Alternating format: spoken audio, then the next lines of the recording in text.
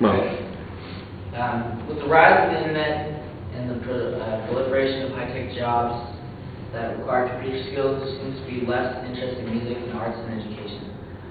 Most people, it seems to be becoming more and more lazy and getting jobs and that's not lazy, but getting jobs and going through routines, and they're lacking directions, specifically children, and aspirations towards an artistic future.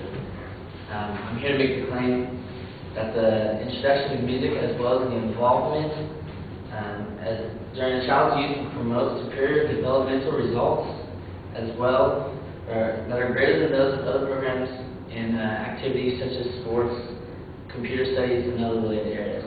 Not necessarily saying that sports or anything of that is bad, but I just am here to claim that music is better. This is seen through neurological research, various analytical studies, and beneficial results due to musical involvement.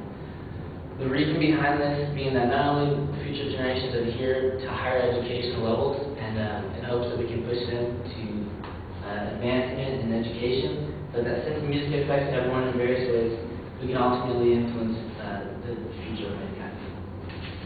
We must first analyze and realize what music does for a child and its development as far as the neurological structures of children. As stated by Dr. Campbell, a music and psychology instructor at Naropa University, music stimulates the brain, the emotions, and the body simultaneously. Auditory impulses structure the way that we learn to communicate. In speech, movement, and expression, music holds many nutrients for developing the mind of children.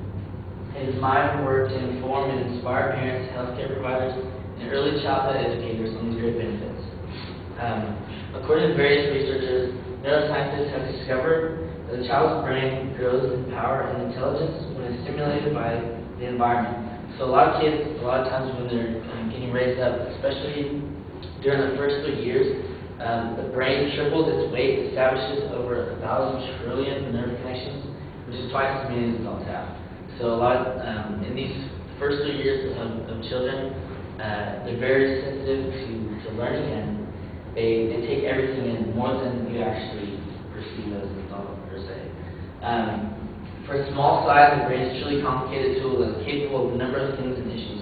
A child's growing brain is always busy in collecting information, sorting it into different categories, and processing them according to their importance. Priority, and later passing on the information to the different body organs and systems. Even before a child is born, his or her brain will have the neurons required to kickstart the brain functions, which most of these will help them to learn about the external world and how they will eventually develop as adults. In the battle between nature and nurture, as what created intelligence, nurture is now a dominant causal factor.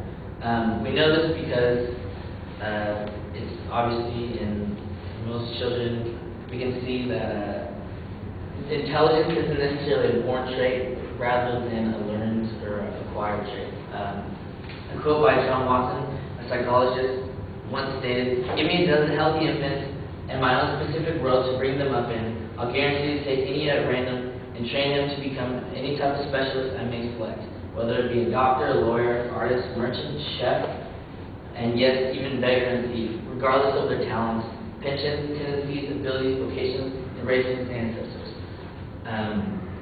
And also, another doctor named Lasco Polar said, "Even poor and uneducated parents can create an extremely intelligent child. It really all depends on the amount of time and the effort parents are willing to invest in a youngster. Wealth or social status has little to do with it. In a nutshell, this is how inner city parents can close the gap of achievement." The earlier a student or a child studies music, the better, because as we stated earlier, within the first few years of their life, their ability to perceive things are greater. The next area I'd like to talk about is a certain technique known as the Mozart effect, or a program, I guess, that you can use. It's not specific, but what it is the use of music to enhance the quality of life, including health, wellness, education, creativity, and emotional expression.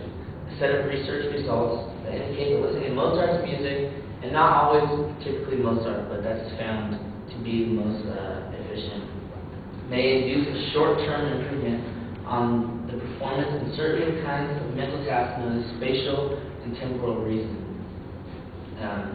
In 1957, Dr. Alfred Tomatis, a French ear, nose, and throat specialist who began experimenting with children with music and speech and communication disorders. In 1965, he invented a device called the electronic ear, which took most low frequencies of music and would send high frequency messages to the right ear to the left brain for repatterning and perception of auditory stimulation. By 1980, there were 200 centers worldwide working with autistic, dyslexic, and head-injured children and adults.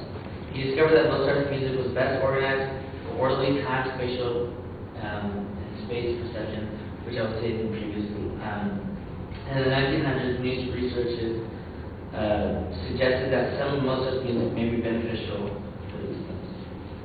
The concept of this, it was tested because he had put it forth, or he had put this theory forth in one of his books, and it was tested by the Department of Psychology at Bellarmine College as far as the spatial reasoning and of the participants in studies by having them complete a pencil and paper maze in varying complexity.